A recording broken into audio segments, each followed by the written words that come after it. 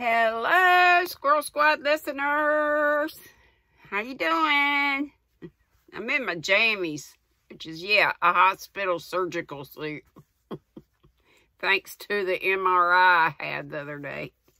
A week ago yesterday. Today. No, yesterday. Whatever.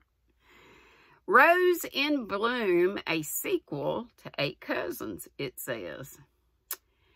We're going to read the preface first. As authors may be supposed to know better than anyone else what they intended to do when writing a book, I beg leave to say that there is no moral to this story. Rose is not designed for a model girl, and the sequel was simply written in fulfillment of a promise, hoping to afford some amusement and perhaps here and there a helpful hint to other roses getting ready to bloom. And that was from Louisa May Alcott, September 1876. Wowzers. Chapter 1 is called Coming Home. 3 young men stood together on a wharf one bright October day, awaiting the arrival of an ocean steamer with an impatience which found a vent in lively skirmishes with a small lad who pervaded the premises like a will-o'-the-wisp and afforded much amusement to the other groups assembled there. They are the Campbells waiting for their cousin who has been abroad several years with her uncle, the doctor, whispered one lady to another as the handsomest of the young men touched his hat to her as he passed, lugging the boy whom he had just rescued from a little expedition down among the piles. "Which is that?" asked the stranger. "Prince Charlie, as he's called, a fine fellow, the most promising of the 7, but a little fast, people say," answered the first speaker with a shake of the head. "Are the others his brothers?" "No, cousins. The elder is Archie, a most exemplary young man. He has just gone into business with the merchant uncle and bids fair to be an honor to his family. The other with the eyeglasses and no gloves is Mac, the odd one, just out of college. And the boy? Oh, he's Jamie, the youngest brother of Archibald, and the pet of the whole family. Mercy on us, he'll be in if they don't hold on to him. Mercy on us, he'll be in if they, whatever. The ladies' chat came to a sudden end just there, for by the time Jamie had been fished out of a hogshead, the steamer hove in sight and everything else was forgotten. As it swung slowly around to enter the dock, a boyish voice shouted, "There she is! I see her, and Uncle, and Phoebe! Hooray for Cousin Rose!" And 3 small cheers were given with a will by Jamie as he stood on a post waving his arms like a windmill, while his brother held on to the tail of his jacket. Yes, there they were, Uncle Alec swinging his hat like a boy, with Phoebe smiling and nodding on one side, and Rose kissing both hands delightedly on the other as she recognized familiar faces and heard familiar voices welcoming her home. "Bless her dear heart, she's bonnier than ever. Looks like a Madonna, doesn't she? With that blue cloak round her and her bright hair flying in the wind," said Charlie excitedly as they watched the group upon the deck with eager eyes. "Madonnas don't wear hats like that. Rose hasn't changed much, but Phoebe has. Why, she's a regular beauty," answered Archie, staring with all his might at the dark-eyed young woman with the brilliant color and glossy black braids shining in the sun. "Dear old Uncle, doesn't it seem good to have him back?" was all Max said, but he was not looking at dear old Uncle as he made the fervent remark, for he saw only the slender blonde girl nearby, and stretched out his hands to meet hers, forgetful of the green water tumbling between them. Oh, no. During the confusion that reigned for a moment as the steamer settled to her moorings, Rose looked down into the 4 faces upturned to hers and seemed to read in them something that both pleased and pained her. It was only a glance, and her own eyes were full, but through the mist of happy tears, she received the impression that Archie was about the same, that Mac had decidedly improved, and that something was amiss with Charlie. There was no time for observation, however, for in a moment the shoreward rush began, and before she could grasp her traveling bag, Jamie was clinging to her like an ecstatic young bear. She was with difficulty released from his embrace to fall into the gentler ones of the elder cousins, who took advantage of the general excitement to welcome both blooming girls with affectionate impartiality. Then the wanderers were borne ashore in a triumphal procession, while Jamie danced rapturous jigs before them, even on the gangway. Archie remained to help his uncle get the luggage through the custom house, and the others escorted the damsels home. No sooner were they shut up in a carriage, however, than a new and curious constraint seemed to fall upon the young people, for they realized all at once that their former playmates were men and women now. Fortunately, Jamie was quite free from this feeling of restraint, and sitting bodkin-wise between the ladies, took all sorts of liberties with them and their belongings. "Well, my mannikin, what do you think of us?" asked Rose, to break an awkward pause. "You've both grown so pretty, I can't decide which I like best. Phoebe is the biggest and brightest looking, and I was always fond of Phoebe, but somehow you are so kind of sweet and precious, I really think I must hug you again." And the small youth did it tempestuously. "If you love me best, I shall not mind a bit about your thinking Phoebe the handsomest, because she is. Isn't she, boys?" asked Rose, with a mischievous look at the gentlemen opposite, whose faces expressed a respectful admiration which much amused her. "I'm so dazzled by the brilliancy and beauty that has suddenly burst upon me, I have no words to express my emotions," answered Charlie, gallantly dodging the dangerous question.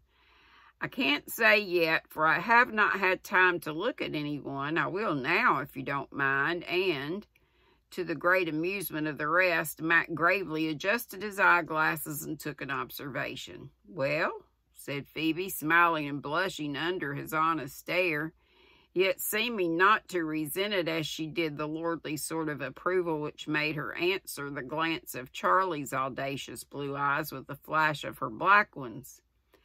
"I think if you were my sister, I should be very proud of you, because your face shows what I admire more than its beauty, truth, and courage, Phoebe," answered Mac with a little bow full of such genuine respect that surprise and pleasure brought a sudden dew to quench the fire of the girl's eyes and soothe the sensitive pride of the girl's heart. Rose clapped her hands, just as she used to do when anything delighted her, and beamed at Mac approvingly as she said, "Now that's a criticism worth having, and we are much obliged. I was sure you'd admire my Phoebe when you knew her, but I didn't believe you would be wise enough to see it at once.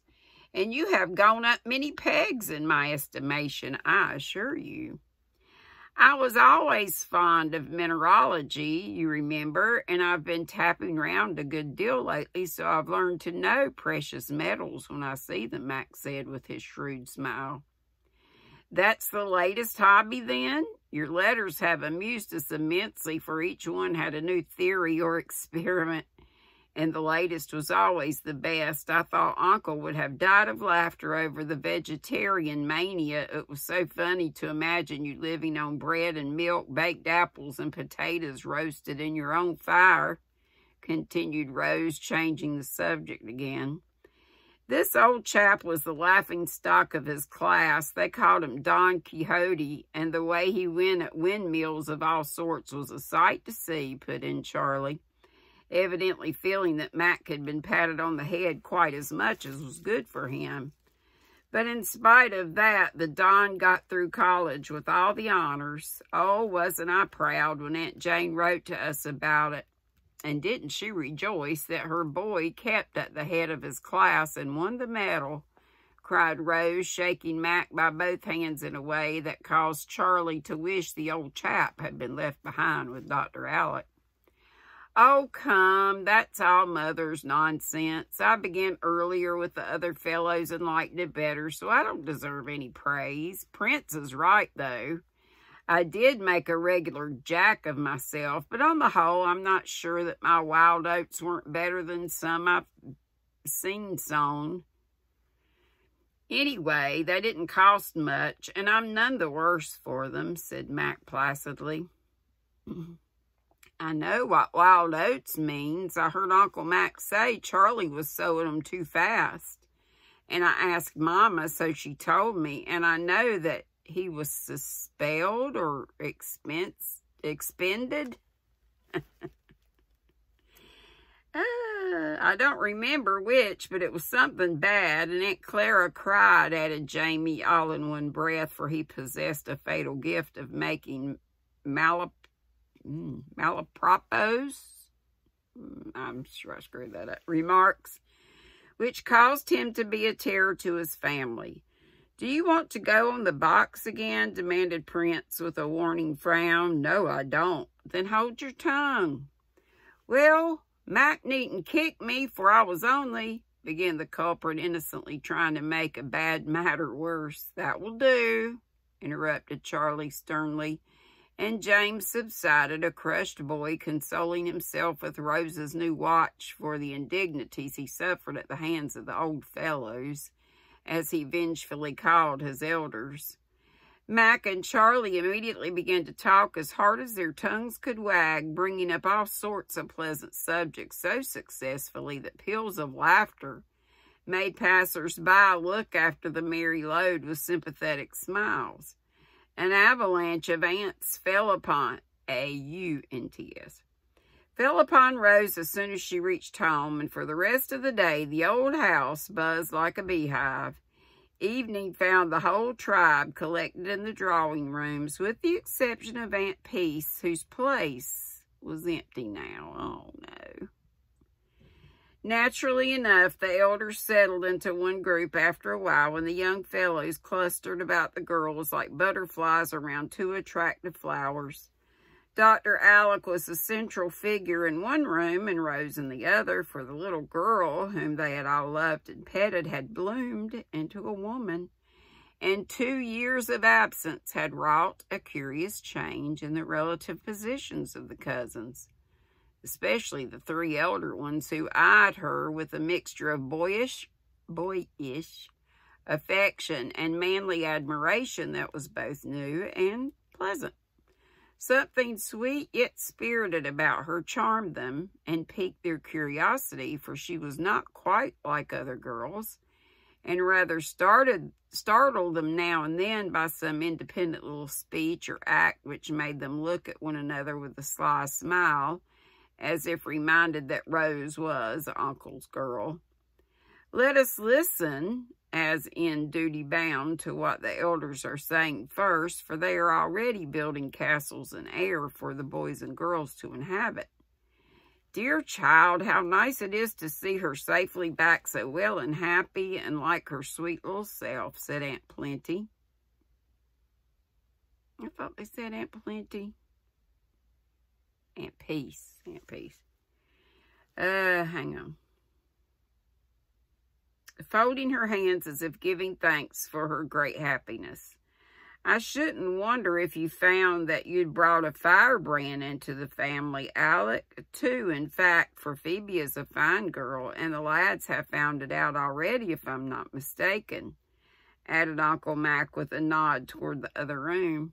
All eyes followed his, and a highly suggestive tableau presented itself, or tableau, I always struggle with that word, to the paternal and maternal audience in the back parlor. Rose and Phoebe, sitting side by side on the sofa, had evidently assumed at once the places which they were destined to fill by right of youth, sex, and beauty, for Phoebe had long since ceased to be the maid and become the friend, and Rose meant to have that fact established at once. Jamie occupied the rug on which Will and Geordie stood at ease, showing their uniforms to the best advantage, for they were now in a great school, where military drill was the delight of their souls. Steve posed gracefully in an armchair with Mac lounging over the back of it, while Archie leaned on one corner of the low chimney piece, looking down at Phoebe as she listened to his chat with smiling lips and cheeks almost as rich in color as the carnations in her belt. But Charlie was particularly effective, although he sat upon a music stool, that most trying position for any man not gifted with grace in the management of his legs. Fortunately, Prince was and had fallen into an easy attitude with one arm over the back of the sofa, his handsome head bent a little as he monopolized Rose with a devoted air and a very becoming expression of contentment on his face. Aunt Clara smiled as if well pleased. Aunt Jessie looked thoughtful. Aunt Jane's keen eyes went from dapper Steve to broad-shouldered Mac with an anxious glance. Mrs. Myra murmured something about her blessed Caroline, and Aunt Plenty said warmly, "Bless the dears, anyone might be proud of such a bonny flock of bairns as that." Bairns, excuse me. "I am all ready to play chaperone as soon as you please, Alec, for I suppose the dear girl will come out at once, as she did not long before you went away. My services won't be wanted long, I fancy, for with her many advantages she will be carried off in her first season, or I'm much mistaken," said Miss Clara, with significant nods and smiles. "You must settle all those matters with Rose. I'm no longer captain, only first mate now, you know," answered Dr. Alec, adding soberly, half to himself, half to his brother, "I wonder people are in such haste to bring out their daughters, as it's called. To me, there's something almost pathetic in the sight of a young girl standing on the threshold of the world, so innocent and hopeful, so ignorant of all that lies before her, and usually so ill-prepared to meet the ups and downs of life. We do our duty better by the boys, but the poor little women are seldom provided with any armor worth having, and sooner or later they're sure to need it, for everyone must fight her own battle, and only the brave and strong can win. You can't reproach yourself with neglect of that sort, Alec, for you've done your duty faithfully by George's girl, and I envy you the pride and happiness of having such a daughter, for she is that to you," answered old Mac, unexpectedly betraying the paternal sort of tenderness men seldom feel for their sons. "I've tried, Mac, and I'm both proud and happy, but with every year my anxiety seems to increase. I've done my best to fit Rose for what may come, as far as I can foresee it, but now she must stand alone, and all my care is powerless to keep her heart from aching, her life from being saddened by mistakes or thwarted by the acts of others. I can only stand ready to share her joy and sorrow and watch her shape her life." "Why, Alec, what is the child going to do that you need look so solemn?" exclaimed Mrs. Clara, who seemed to have assumed a sort of right to Rose already. "Hark, and let her tell you herself," answered Dr. Alec, as Rose's voice was heard saying very earnestly, "Now you have all told your plans for the future. Why don't you ask us ours?" "Because we know that there is only one thing for a pretty girl to do, break a dozen or so hearts before she finds one to suit, then marry and settle," answered Charlie, as if no other reply was possible. "That may be the case with many, but not with us, for Phoebe and I believe that it is as much a right and duty for women to do something with our lives as for men, and we are not going to be satisfied with such frivolous parts as you give us," cried Rose with kindling eyes. "I mean what I say, and you cannot laugh me down. Would you be contented to be told, 'Enjoy yourself for a little while, then marry and do nothing more till you die?'" she added, turning to Archie.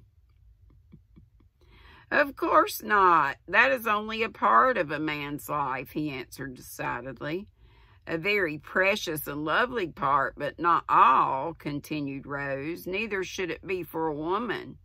For we've got minds and souls as well as hearts, ambition and talents as well as beauty and accomplishments. And we want to live and learn as well as love and be loved. I'm sick of being told that is all a woman is fit for. I won't have anything to do with love till I prove I am something besides a housekeeper and baby tender. Heaven preserve us. Preserve us. Here's women's rights with a vengeance, cried Charlie, starting up again with mock horror while the others regarded Rose with mingled surprise and amusement, evidently fancying it all a girlish outbreak.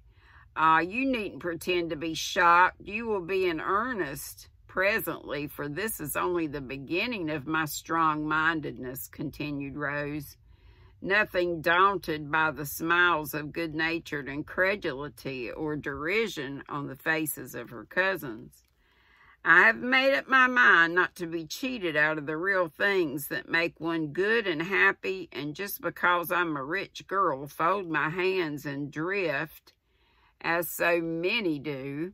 I haven't lived with Phoebe all these years in vain.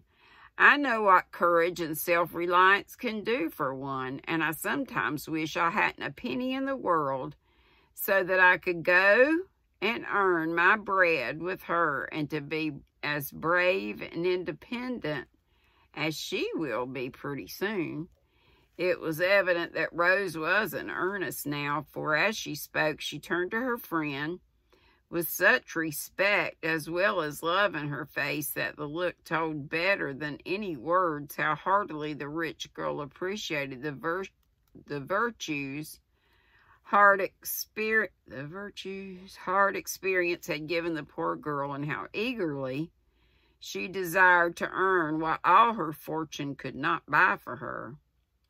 Something in the glance exchanged between the friends impressed the young men in spite of their prejudices, and it was in a perfectly serious tone that Archie said, I fancy you'll find your hands full, cousin, if you won't work, for I've heard people say that wealth has its troubles and trials as well as poverty. I know it, and I'm going to try and fill my place well. I've got some capital little plans all made, and have begun to study my profession already, answered Rose with an energetic nod. Could I ask what it is to be? Inquired Charlie in a tone of awe.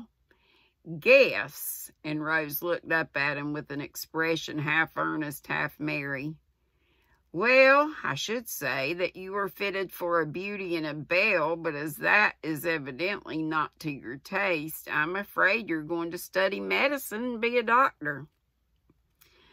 Won't your patients have a heavenly time, though? It will be easy dying with an angel to poison them. Now, Charlie, that's base of you, and you know how well women have succeeded in this profession, and what a comfort Dr. Mary Kirk was to dear Aunt Peace. I did want to study medicine, but Uncle thought it wouldn't do to have so many MDs in one family, since Mac thinks of trying it. Besides, I seem to have other work put into my hands that I'm better fitted for. You are fitted for anything that is generous and good, and I'll stand by you no matter what you've chosen, cried Mac heartily, for this was a new style of talk from a girl's lips, and he liked it immensely. Philanthropy is a generous, good, and beautiful profession, and I've chosen it for mine because I have much to give. I'm only the steward of the fortune Papa left me, and I think if I use it wisely for the happiness of others, it will be more blessed than if I keep it all for myself. Very sweetly and simply was this said, but it was curious to see how differently the various hearers received it. Charlie shot a quick look at his mother, who exclaimed as if in spite of herself, "Now, Alec, are you going to let that girl squander a fine fortune on all sorts of charitable nonsense and wild schemes for the prevention of pauperism and crime? They who give to the poor lend to the Lord, and practical Christianity is the kind he loves the best," was all Dr. Alec answered, but it silenced the aunts and caused even prudent Uncle Mac to think with sudden satisfaction of certain secret investments he had made, which paid him no interest but the thanks of the poor. Archie and Mac looked well pleased and promised their advice and assistance with the enthusiasm of generous young hearts. Steve shook his head but said nothing, and the lads on the rug at once proposed finding a hospital for invalid dogs and horses, white mice, and wounded heroes. "Don't you think that will be a better way for a woman to spend her life than in dancing, dressing, and husband hunting, Charlie?" asked Rose, observing his silence and anxious for his approval. "Very pretty for a little while, and very effective, too, for I don't know anything more captivating than a sweet girl with a meek little bonnet going on charitable errands and glorifying poor people's houses with a delightful mixture of beauty and benevolence. Fortunately, the dear souls soon tire of it, but it's heavenly while it lasts." Charlie spoke in a tone of mingled admiration and contempt, and smiled a superior sort of smile, as if he understood all the innocent delusions as well as the artful devices of the sex, and expected nothing more from them. It both surprised and grieved Rose, for it did not sound like the Charlie she had left 2 years ago.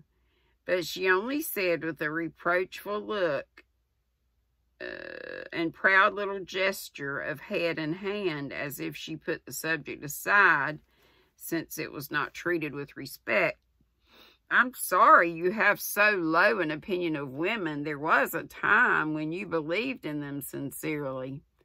"I do still, upon my word I do. They haven't a more devoted admirer and slave in the world than I am. Just try me and see," cried Charlie, gallantly kissing his hand to the sex in general.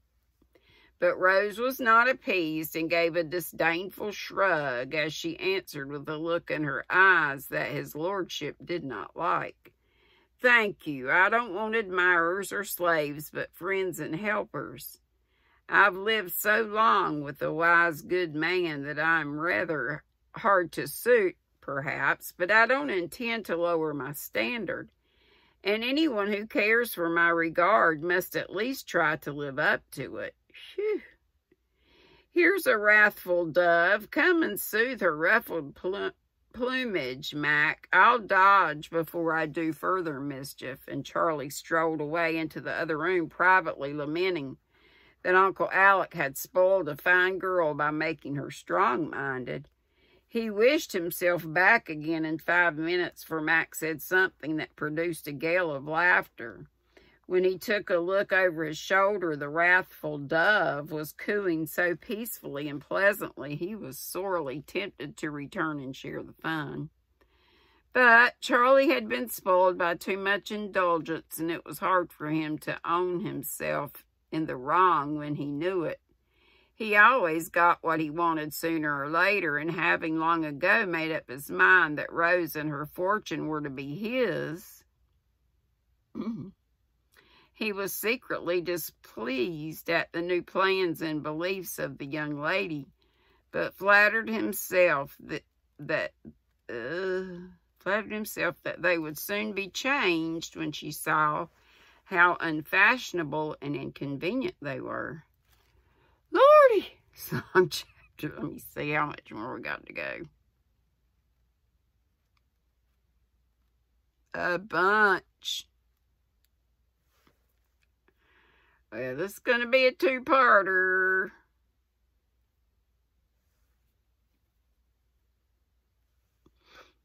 Hang on now, I've lost my spot.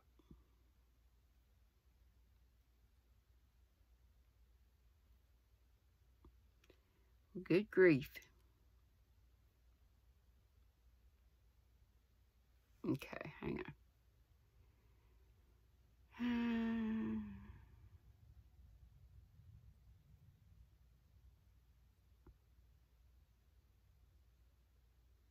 Okay, I'm going to stop right there.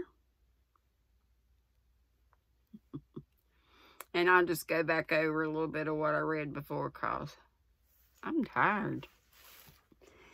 And I got to get up with Miss Mary Ann so we can get my sissy whatever she needs. She's in the hospital. And everything's going to be all right, but she needs prayers, Miss Teresa Patton. And her husband, Bobby. Please keep them in your prayers. And I'll talk to you later. Be sweet. Don't be ugly. Bye-bye.